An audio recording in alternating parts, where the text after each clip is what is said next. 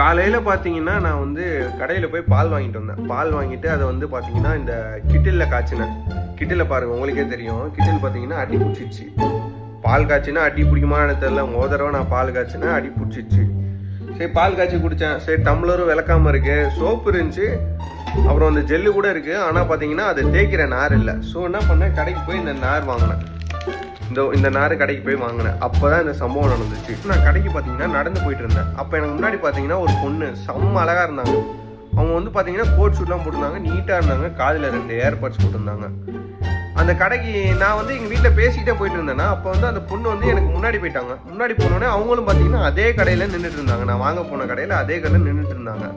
நான் பார்த்தீங்கன்னா அவங்களுக்கு பின்னாடி வந்தேன். சரி வந்து நான் கடையில் நின்றுட்டுருக்கேன். அக்கா ஒரு பாத்திரம் வளர்க்குற நார் கொடுங்கன்னு நான் கேட்டேன். அவங்களும் பார்த்தீங்கன்னா அந்த அக்காவும் பாத்திரம் வளர்க்குற நார் எடுத்து கொடுத்தாங்க. அப்போ தான் நடந்துச்சு. இந்த பொண்ணு பார்த்தீங்கன்னா அந்த அக்காவை குருன்னு பார்த்தாங்க.